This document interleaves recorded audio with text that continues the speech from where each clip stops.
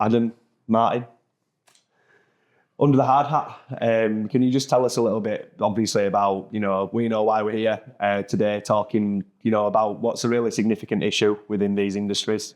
Why are Pertec launching this campaign under the hard hat? We always say, so our business is a franchise business. We directly, indirectly employ 800 plus people in the UK and Ireland. And our things, we always say we've got a duty of care. And there's a duty of care, not just the people that we employ, but their families, their friends, they're kind of the wider community.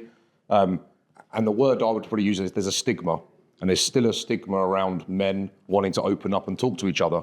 And you say about, is that they feel vulnerable, they feel weak, they feel like they can't open up and talk to people. And our journey on this probably started 3-4 years ago, very informally. I don't mind telling you a quick little story, but we're on a Teams call, so just after COVID, after that kind of period where everyone's kind of, lived in your own little bubble for, X amount of weeks and months. And we had a Teams call. One of our sales managers, Grant Petrie, was on a call with all the salespeople in the whole UK. And he didn't talk one thing about work. And all he said is, I want everyone to look at each other. I want you just to be a good teammate. He said, a good teammate to me is something maybe completely different to you guys, but pick the phone up and talk to each other. We've all gone through different things. Everyone handles that in different ways. And we kind of sat back on that and reflected, because we pride ourselves in our business on being industry leading on health and safety.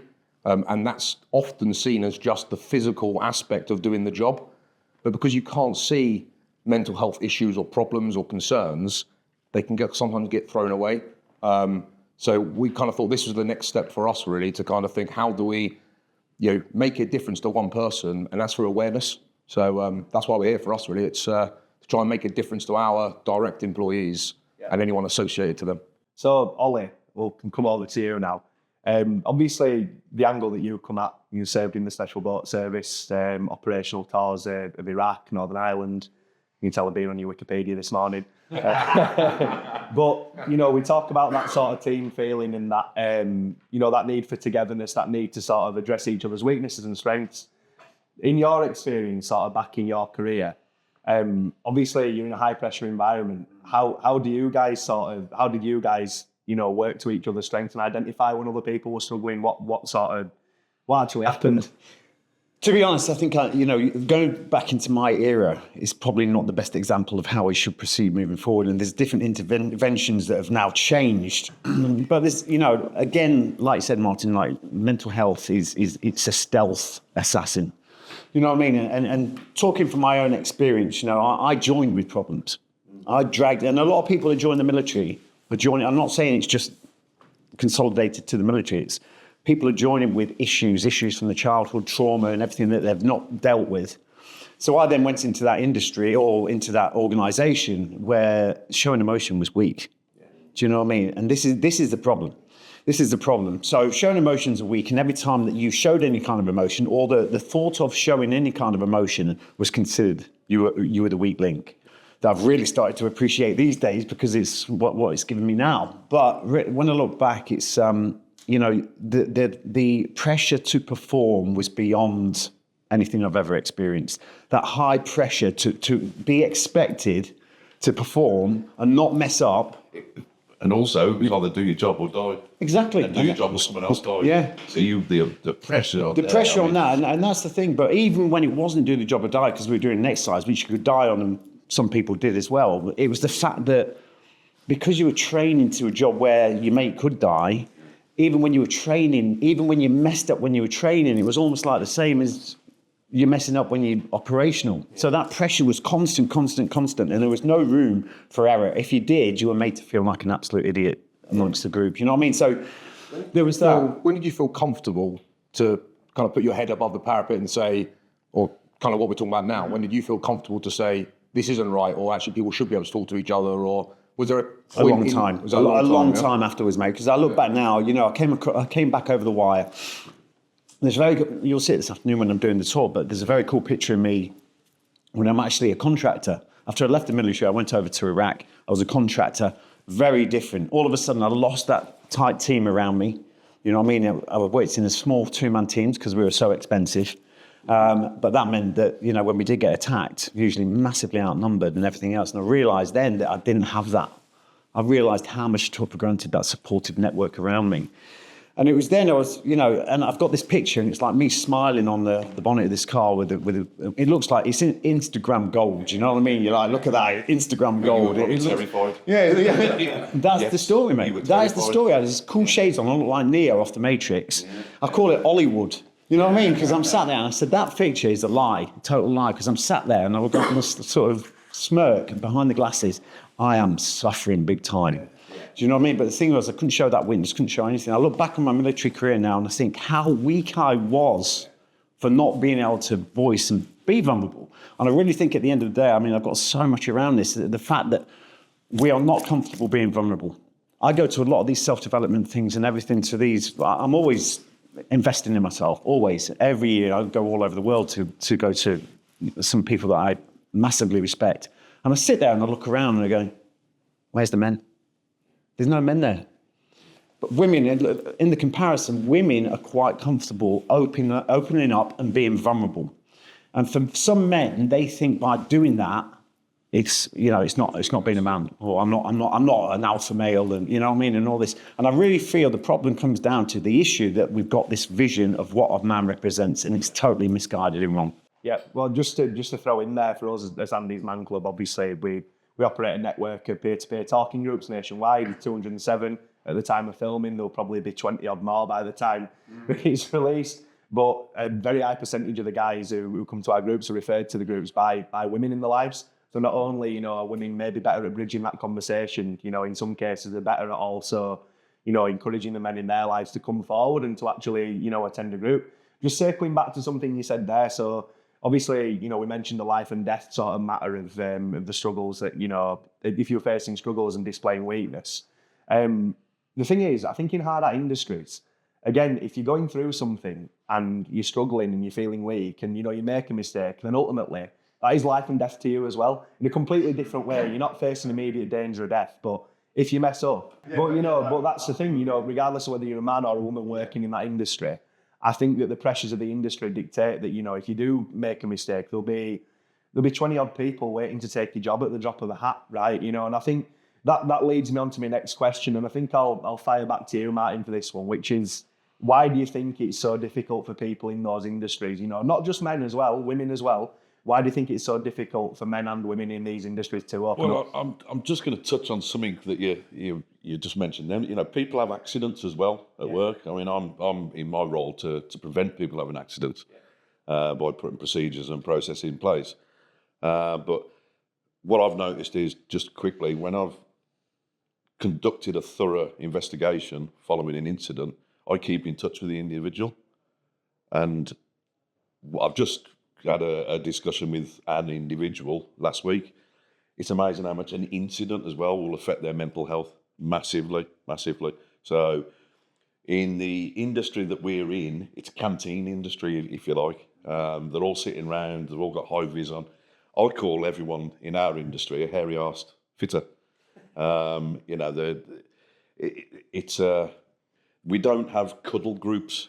We don't have, you're not going to go on a construction site and say hello to everyone and everyone's going to be a mate. And you can be on your own, you can feel on your own in a construction industry. Or probably separate ourselves there because we're lone workers. So we go out onto site on our own. So we will go to a crew, if you like.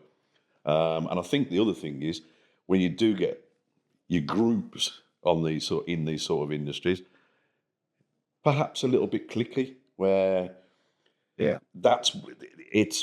are all men. We are, the women perhaps have to fit in, therefore they become a little bit more masculine within themselves and want to fit into the male-dominated industry, and that can affect them as well by having to shoehorn themselves into this sort of industry to fit in with the men.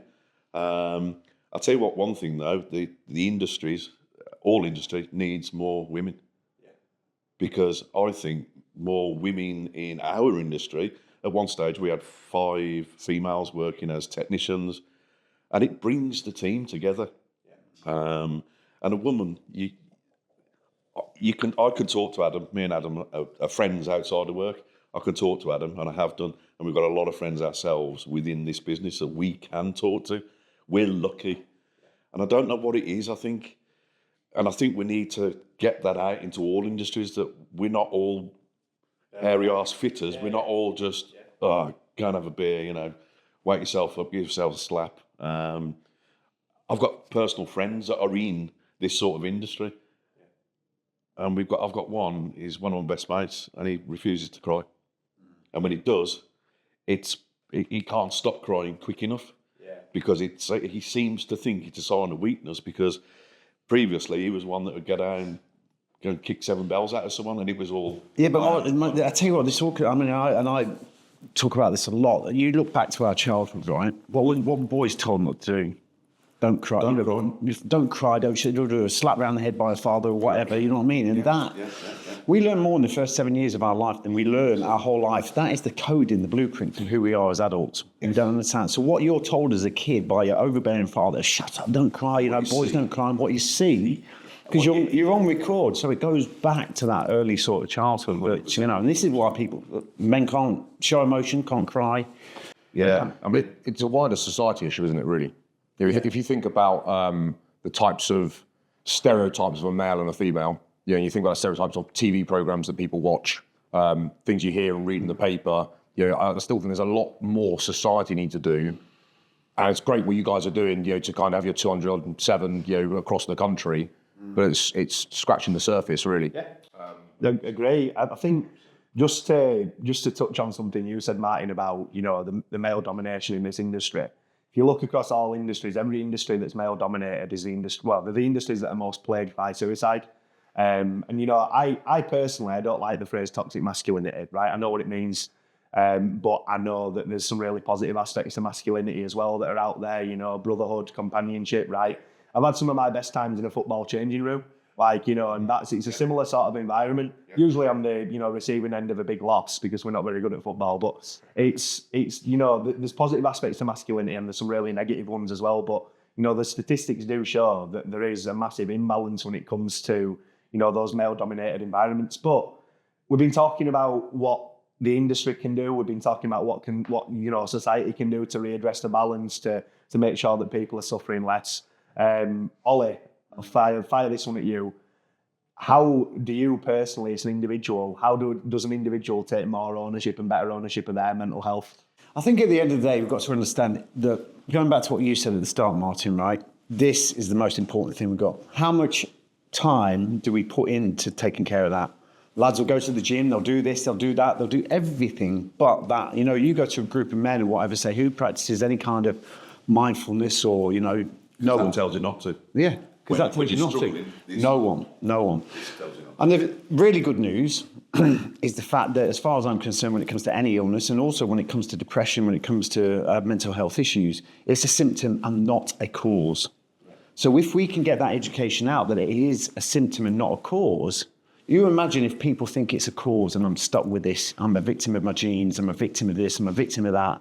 But if they know it's a symptom, it's great news because we can do something about it. You're not born into, I know there's complications at birth and stuff like that, but you are not born with mental health issues. So it's been learned. So that means, great, we can do something about it. And that's the thing, going from my own experience, because I crashed and burned massively, and it was my greatest battle, but my greatest discovery, because the first time ever in my life, I stopped blaming the outside world for my failures. I stopped blaming the outside world for the situation I was in. I was where I was because of my choices. I was drinking too much. I was taking drugs. I was doing this, that, and the other. Of course, you didn't have mental health issues. But for me, it was like, first time, take responsibility for where you're at. Stop blaming. I stopped blaming the military. I got attacked by a chimp. That's another story. When I was 10 years old, you can hear that story today. Yeah, hold that story. Yeah, you know what I mean. So for me, it's like I stopped blaming all this external stuff, my ex-wife, the environment, hating myself. And you've got to cut off all that. Just take responsibility. You've got to start really appreciating. Give yourself gratitude. Stop giving yourself a hard time, and just understand mental health issues can be as really simple. Mental health could be the fact that you're eating crap food on a regular basis. It can be the fact a lot of the time that you're drinking far too much, you're taking drugs, you're not healthy, you're not doing exercise. And if you're not doing that and you just sat there drinking all the time and everything else, that is a smokescreen that's never going to get to the root cause. And also, you're then potentially teaching someone else later on. You're passing it on, you're spreading it still. And that's what I find. You become what you learn in your first 7 years. You're then someone else is going to pick up on that. Jumping on the chimp thing, is that why we call mental health the monkey on his back? Is that what I am the monkey. Check these out. But yeah, no, 100%. Going back to what you said about toxic masculinity, you know, there's a lot of talk about that. And I think men are just getting hammered so much at the moment. And we've had our purpose dragged away from us a lot of the time when it comes to what a man is really about. Toxic masculinity is the lack of masculinity. And it's the misrepresentation of what masculinity is all about. Do you know what I mean? And, you know, a lot of people, when I speak to groups and stuff like that, and I deal with a lot of construction and male-dominated workforces and stuff like that, and I just say, that is not a man. What use are you to your family, if that's you? Do you know what I mean? I think that reflection, because people are sitting there drinking all day long. You know, imagine if you got, you know, and I've had a friend recently stop drinking, he's like, it's amazing, mate. I go out now, and I know that if that phone rings and it's my family and there's a problem at home, I can jump in the car, bang, and I'm straight there. And it was so empowering for him. It was like, because he'd never been like that before, you know. So I just think a lot of it is a symptom, not a cause. We can do something about it. And it just starts to take a bit of reflection, a bit of respect for ourselves. And it can change. For me, it changed quickly. I think ownership's key. And I think that what we do as a charity, I think it allows people to take ownership of what they do. I think we always say that our group, it's not, you know, to find a solution. It's for people to actually find comfortability, find hope, and then open up about what they've been through. And I think finding that ownership and that responsibility is key. You know, our platform, it's a completely free service. People can talk about practically whatever they want with no fear and judgment, which is really key. And I think a lot of people find relatability in opening up in front of a group of people and in front of a group of strangers, as bizarre as that sounds. You know, for us, and I think obviously, you know, there's people who'll be listening to this in Ireland. We're not over in Ireland yet, so big shout out there to Mental Health Ireland and to Men's Sheds who do similar things. But to a lot of people, I think that, you know, there'll be people out there who want to open up, who want to address their feelings and, you know, perhaps do want to sort of, you know, face that ugly reflection in the mirror, but they don't know where to do it. And I think, you know, shameless plug, but our group is the perfect place for people to be able to do it, especially in the UK. And I'd just say to anybody who is listening, that's how I sort of confronted my own demons. How I felt comfortable, you know, with my own sort of, you know, again, addiction issues back in the day, my own anxiety, redressing that balance as well. Whereas, you know, an outwardly confident person, I never felt as though I could actually be anxious, and I never thought that were, you know, those two things went hand in hand. But, you know, coming to terms and taking ownership, it can be about expressing yourself and opening up realistically about what you've been through. And I think being honest with yourself, honesty with yourself is a key thing. You know, just about to ask, like, do you think the first stage, you know, it's great that people can get help, but it's getting the first stage, is it the acknowledgement bit first and the awareness?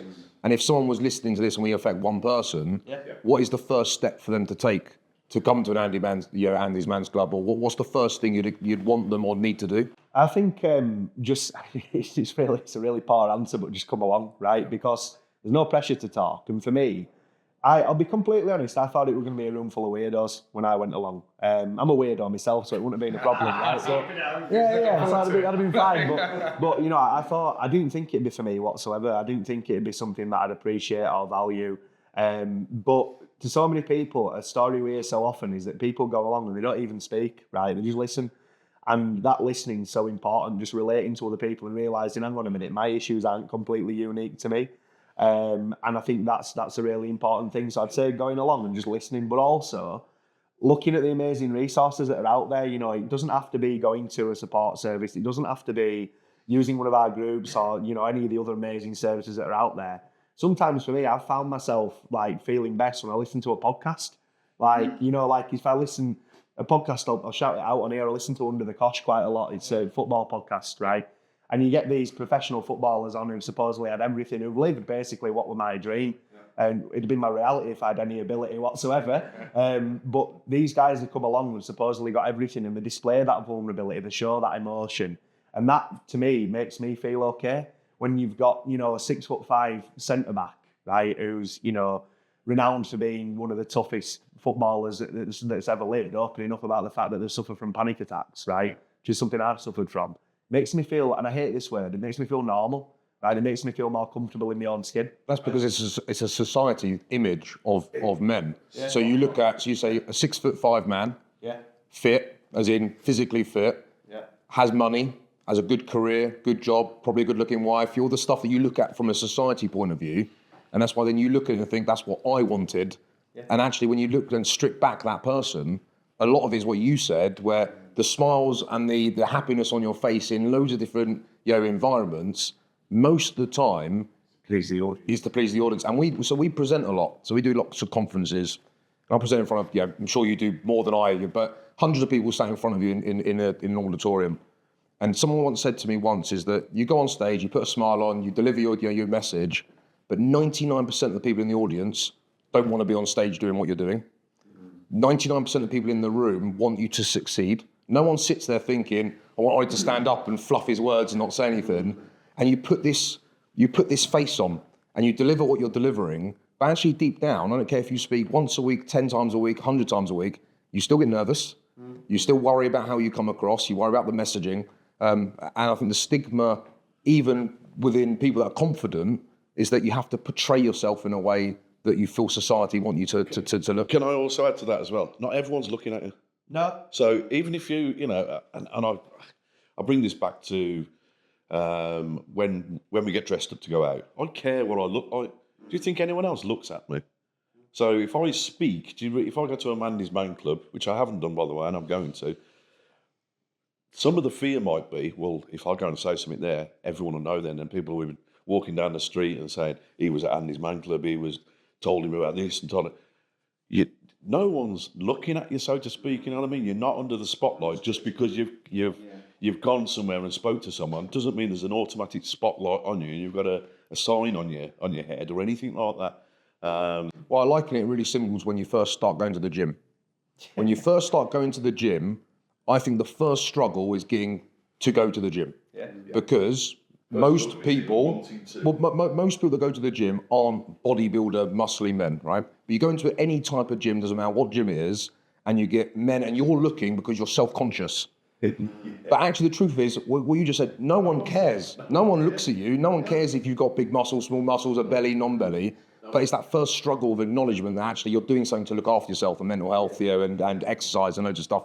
I think it's probably exactly the same as getting them to your first club is probably the first struggle. Once they're there, they flourish because they know it's a safe space to talk. I'll throw something back at you just quickly, because I think just a point that's going around in my head. Obviously, we were talking then about conferences, about speaking, about, sort of putting a brave face on regardless of what's going on. Now, obviously, you were on national TV, right? Basically in a really iconic role, like alongside some, other fantastic people. For you, those days, I'd imagine that were probably there where you were struggling while you were having to put that sort of face on and, sort of leave your emotions at the door. How did you cope with that? How did you cope with actually going on TV? It's a great question, that. It's a great question because, first of all, we went from the shadows into the spotlight. It's just such a weird transition straight away. But and it wasn't. When I was first on that show, I was drinking heavily. I can remember the first show we did, and it was in Wales. And I can remember the night before we started filming, it wasn't actually the night before, it was the night before that. So we got absolutely hammered. And that's a we, that is. It's not just a you. Yeah, no, that was all the lads like back in the military style. Well, let's just get on it all the way through the night and everything. And then we had the day off. But even when the cameras started rolling, I was a mess. Absolute mess. I didn't sleep the night before because the devil was tapping on my shoulder. You know what I mean? And then when we started filming, so that was all happening. And it was like, going back to that first lot of filming, it doesn't hold great thoughts for me, you know what I mean? Great memories. But the thing is for me, right? But you become the man on the bonnet again. Yeah, I became the man on the bonnet. I put the mask on. Yeah, I put the mask on. Yeah. And then, but the thing, where it turned around for me, is because I thought it's going to be a military show, it'll be a one-off. This is my opportunity to get a platform. So that happened. And then when they did the edit, right, I had no idea. It wasn't about the military, it was about human psychology. And it was about mental health. And Foxy, bless him, on the first episode, sat there. I mean, he's a big lad. Foxy, his arms are like the size of my legs.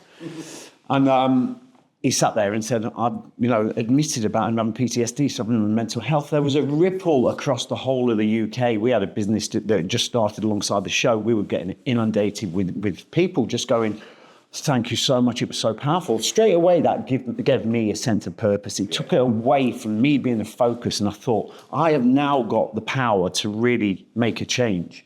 And that for me is like, I look at it now and I will look back at that opportunity that I was given. I have a duty, right? I was given that gift. I haven't got a duty to be a celeb and like stroke my ego, look at me on Instagram. That I've got a duty to influence as many people as possible through the platform that I've been given. So yeah, it was a big turnaround for me because it took me away from being the focus, all it's me. And it was like, wow, look how I can change people's lives. It was a massive turnaround for me. There was something I was going to come back on before, and it was like an interesting point, because you talk about Andy's Men Club and getting to Andy's Men Club and stuff like that, is the fact that I heard a very interesting TED talk the other week, and it was about addiction, right? The opposite of addiction is community.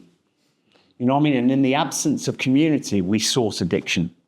And I think that's a really interesting fact, because when you are rejected from the group, there's a couple of things, because a lot of blokes sit together and just drink. But also when the really harmful ones that then will go off and do something, not good, are the ones that are probably rejected. They've still got the addiction, but they're drinking on their own. They go home and drink. And I was doing that as well.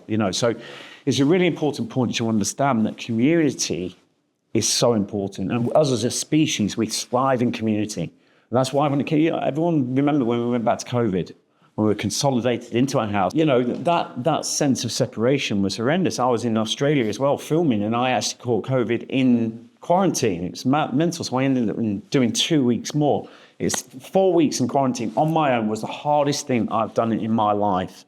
I was in a beautiful hotel, but I was on my own. And that sense of community is exactly the beauty of what you've got. And that's what people find nationwide, like we say, with around 5,000 men who are attending those 207 groups. And I think that, the beauty is, a few of the guys we're going to meet today who are already involved in our group, for example, they've got something to talk about with me straight away. And I think one of the biggest things that I ever noticed at Andy's Man Club was that mental health is a great equaliser.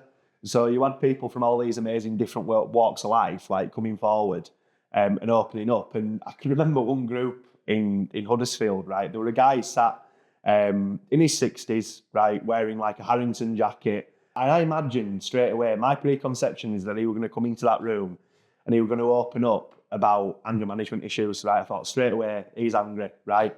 Then there was another lad who walked in, really colourful hair, colourful jacket, wearing earphones and everything, probably 18, 19, right? Looked like he was into sort of his alternative music, all that type of thing. And I thought, right, he's going to come and he's probably going to open up about anxiety, because again, that's how my brain's, sort of geared to perceive these people, right?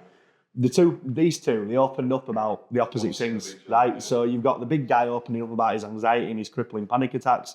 You've got the little guy opening up about his anger management issues, right?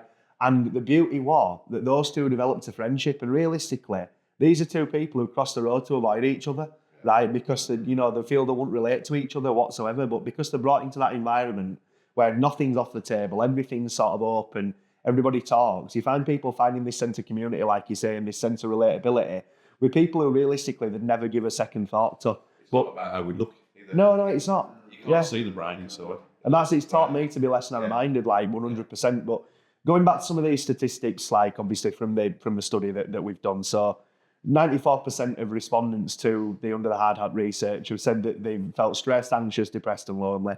Going back to that point of people being afraid to come forward, the fact that 94% of people have said that they've suffered from this, like, and come forward and they've said it, is absolutely spellbinding. Stress is a struggle for 3/4 of hard hat professionals. That's another one. For every 100 workers, 14 have experienced feelings of self-harm or suicide. So I'll throw this back to you again, right? So if there's guys who are listening to this who are thinking, I can't come forward, I'll be treated differently at work, I'll be treated differently by my friends, the perception is going to be a really negative one of me, I'm going to feel weak. What would you say to anybody who sat thinking, I'm too strong, I need to put on a brave face? I think at the end of the day, you have to reverse that. And like going back to what I said about when I came out, I look back on myself coming out of that, military environment, walking around with a smile, sunglasses on and everything, and looking how weak I was for not being able to address the issues that were going on. So really, you've got to stop thinking there's a 1,000-person audience around you, judging you, laughing at you. And this self-criticism is the thing that's going to hold you back. I think really when it comes to what I'd like to say, which is I'm really strong on this point, is I love the fact there's a lot of attention around mental health and stuff, right? But I also believe there's a law of polarity in this world. So first of all, wherever you are, there's an opposite. Wherever you are, there's an opposite. So if you're feeling in a bad place, there's an opposite to that. And also the fact that, you know, let's start to focus not only you being aware, which is a great point. I think that I get a lot of messages on Instagram, people coming in saying, oh, I've got a massive problem with drink. It's really, my life is, and I'm like, you know what, you've taken the first greatest step. Because if you're unconsciously doing that, that is the issue. So really having that awareness initially, and then, but understanding, we're not just, the answer to mental health as far as I'm concerned, right, is your attention on mental wealth. What are you doing on a regular basis to invest? How are you investing in yourself? Because the more you focus on anything, the bigger it becomes. So if we focus on a problem, that's going to become bigger. So let's look at your mental health journey being your mental wealth, to start taking that first step to really start loving yourself. People think, men, when you say that self-love, oh, that's, you know, that's, I can't do that because, you know what I mean? It's that hard man image again. Self-love is, the best form of self-love is discipline. Discipline is really, and I call that the disciple within. It's where you're really disciplined to really look after yourself. And I always say this as well, you are the most important project there is, because you create that foundation of growth underneath you, that root system. You are a better asset to everyone, your wife, your kids, your employee, everything else. So it's just a change, reframing. That's all we have to do. We are a victim, or can be a victim of our thoughts. Going back to what you said, the head is, make it your ally and not your enemy. Because you seem in a really good place and use a platform to kind of talk openly about, which is, I think, is fantastic, by the way. If we played that first episode in front of you now, would you recognise that person? And would you also recognise the journey that you've been on? And what was the big point in between that? Was it just the awareness or the recognition first of all? Yeah, no, that's a great question. And looking back, I would recognise the person, because I know that person extremely well.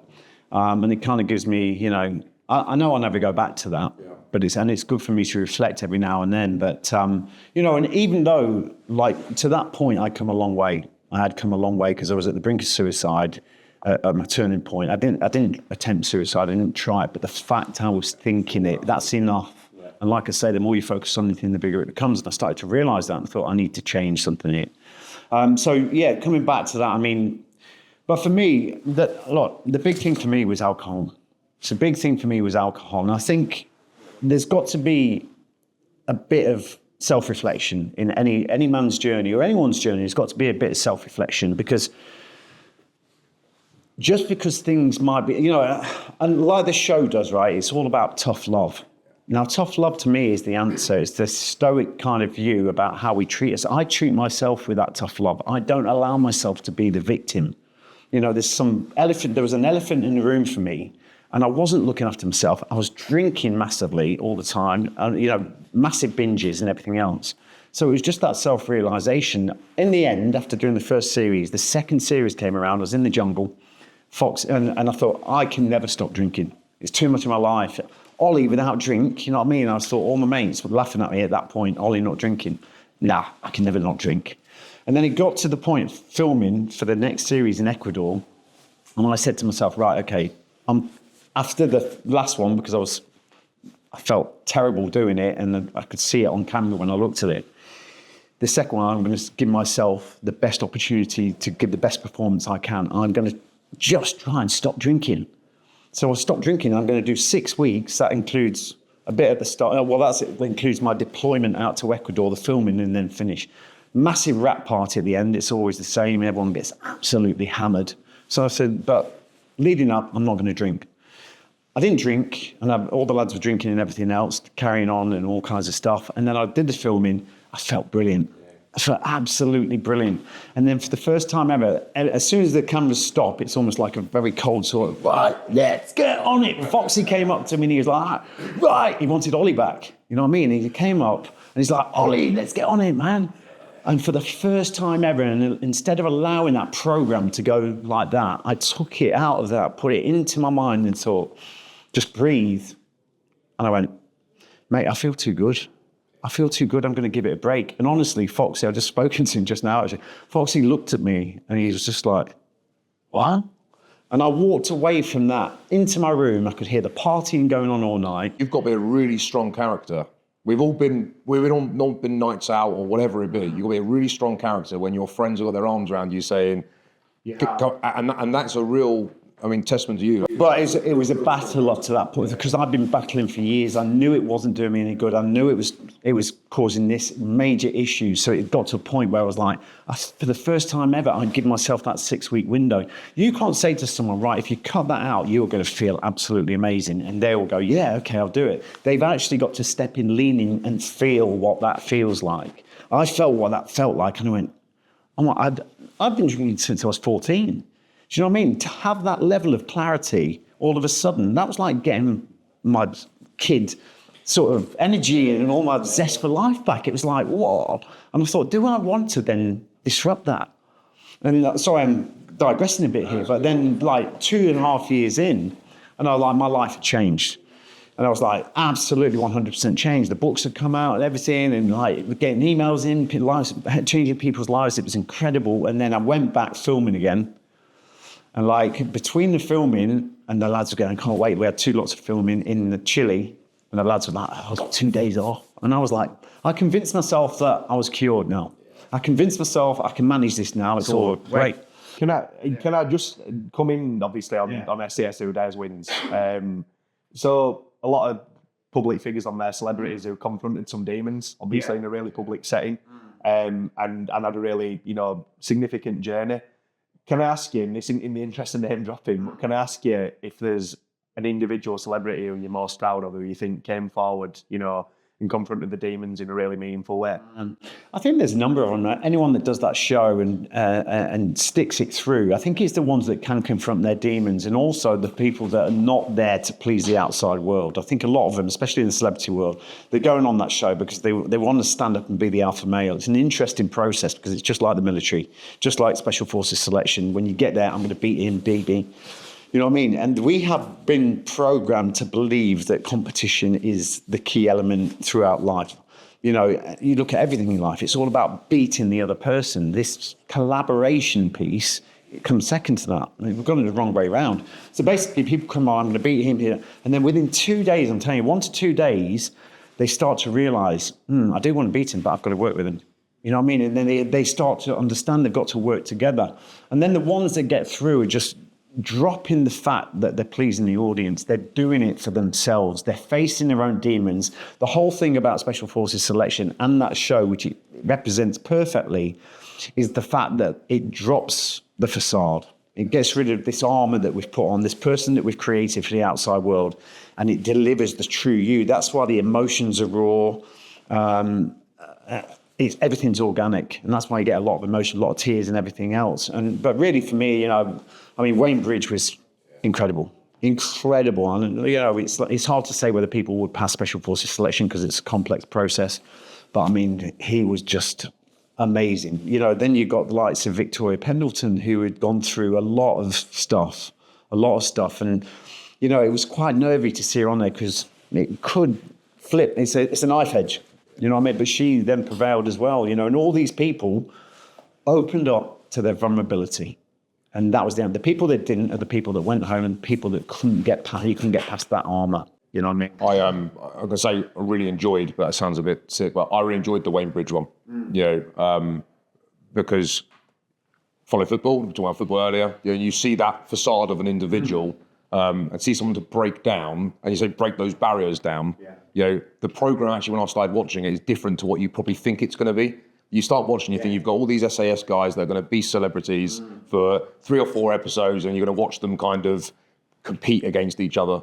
But actually, when you get into the programme and you watch, actually, it's about their lives, how they trigger things that happen in their previous working lives. It's fascinating. I think really a lot of the issue, and a lot of, for all of us, it's like, and I go back to my own breakdown, it's like at some point in your lives, your soul gets absolutely tired of you building this image and perception for the outside world. And for me, it was like your soul just wants you to be authentic. And when I actually crashed and burned, I dropped all that away and took responsibility and everything else. But we spend all our lives drinking, we rent a personality, don't we?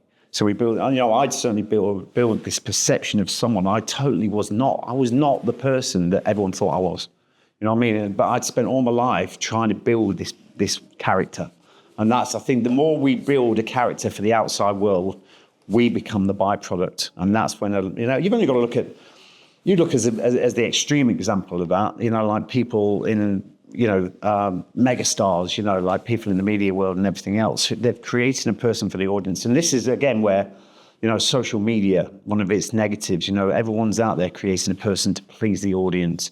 And it's about coming back, being your authentic self. Yes. Self-acceptance. We need to, so we're gonna wrap up because I'm gonna get through 2 questions to finish things off. We're gonna finish it in true Andy's Man Club fashion. So the way Andy's Man Club works ordinarily is it's a series of 5 questions. They get asked every week. First 3 remain the same every week. So the how's your week been, a positive from your week, and anything you'd like to get off your chest. Then we usually break, you have a brew and a biscuit, or 10 biscuits if you look like me. Share a bit of each other's experience. And sort of help each other. And we always finish on a positive with 2 quick fire questions that change every week, right? So I'm going to ask 2 quick fire questions to all of us to finish up because we've shared some pretty heavy stuff during this talk. I'll go first. I will facilitate. The first question I'm going to ask is, where's a place that you go when you want to feel calm, right? And I'll answer first. So for me, Whitby is a place I go when I want to feel calm. Luckily, I'm an hour and 45 minutes away from it, up in North Yorkshire. I was raised by my grandparents. It's their favourite place to go. It means a lot to them. And what I used to absolutely despise as a child, 12, 13, being dragged around, amusements or wherever I was, I used to absolutely hate it and, get bored stiff by it. I actually value now and I love it. And that's the place I go when I want to feel calm. So. Great question. Calm to me is actually the opposite for me. I feel more calm when I've got my kids running around, my family, my wife. But one of the places that I really like, and we go down to south of France quite a lot. And I like it because there's no reception. It's rural France. Yeah, and I think that society thing of not having a phone, not being able to be on the phone all the time and emails, and just being with my kids. So I think it's, if I had to go to a calm place, it'd be there. Martin? I would go and sit and have a coffee with my daughter. Yeah. One of the only places I feel calm. Nice. Very good. Ollie? I'm going to yours, mate. I mean, at the end of the day, getting outdoors, breaking the, consistency of where you usually spend most of your time, and getting outdoors is just sensational. So mountains, the sea, anything like that, absolutely incredible. Very good, very good. The final one I'll go for is my personal favourite. I ask this every single time. What's your guilty pleasure song, right? So this is a tough one, right? But we'll circle it back to a stupid question as we always do at the end of an Andy's Man Club session. As you can tell, I'm trying to buy time while I think of mine. Yeah, guilty pleasure song, right? Personally, I don't think you should have any guilt about liking a song whatsoever. But for me, when I did this with John Stones, I said Dr. Jones by Aqua. But I'm gonna change it up. And I'm gonna say Don't Panic by Coldplay. Coldplay is such a heavily stigmatised against band, and it's not cool to like Coldplay whatsoever. But that first album, it's got a couple of bangers on it, so I'll go Don't Panic by Coldplay. Takes me back to a calm place. Guilty pleasure. I'm not going to choose one song, but I drove up to Macclesfield for a meeting yesterday, 4.5 hour journey, and I listened to the whole of the Robbie Williams greatest hits on the way up and sang to pretty much every song. So you say guilty pleasure, but that's what I did. Yeah. I sat there and sang for 2.5 hours of Robbie Williams songs. So I just admitted that, didn't I? No regrets, as the song says. Martin? Michael Jackson, Man in the Mirror. Yeah. Yeah. Nice. Don't hear it a lot, but it's daughter straight out of my. Yeah. And can I just say, thank you for showing emotion and thank you for, confronting it. And I know when we've spoken before, you're comfortable. I know it feels tough now, but you're showing that emotion, and by showing that emotion now, people are going to come forward as a result of this. People are going to relate to you. They'll see this. So honestly, from all of us, we're all thinking it. Well done, right? And it seems a bit daft now to go back to guilty pleasure songs, but Ollie, what's your guilty pleasure song? I think it's Toto. Is it Attica? Oh, I mean, that's just those. It's proper in the car. I mean, my wife hates it. But never get. Yeah. I just love that. But and then the second one, I'll choose Wham. last Christmas. that brings some good memories in my childhood for some reason. But anyway. Very good. And then I'll just go around the circle one more time and just ask everyone to just give one takeaway from this. You know, what do we think the real challenge of mental health is? And for me, I've seen it firsthand. It's getting people to open up. I sit here as a 25-year-old, believe it or not, having lost 3 friends to suicide, 3 close friends, all for 3 very different reasons. And to me, they knew that they could come forward. They knew that there were people in their circle who they could speak to. They knew, you know, that I think they knew at one point that the problems they were facing were temporary. And I'd say that suicide is a permanent solution to a temporary problem. Everyone suffers from mental health. You know, by definition, that's what it is. Everyone's got mental health, and it's normal to suffer, but don't suffer in silence. Come forward and open up about it. Yeah, I think we're here for awareness. So I'll set awareness first of all. But from just taking this conversation, I think you're not alone is one of the things to take away. I love your thing about saying mental wealth, by the way. I think that's a fantastic kind of thing to talk about. And ignore the stigma side of it. You know, have a look online, go to a club, talk to someone, and just feel brave enough to have that conversation, first of all, that you've acknowledged that you need some help. And I think that's what I take away from the last hour or so. Martin? Be honest with yourself, 100%. Just be honest, because if you can't be honest with yourself, you can't be honest with other people. The people out there. Don't follow the villa as well. That'll be good for your mental health.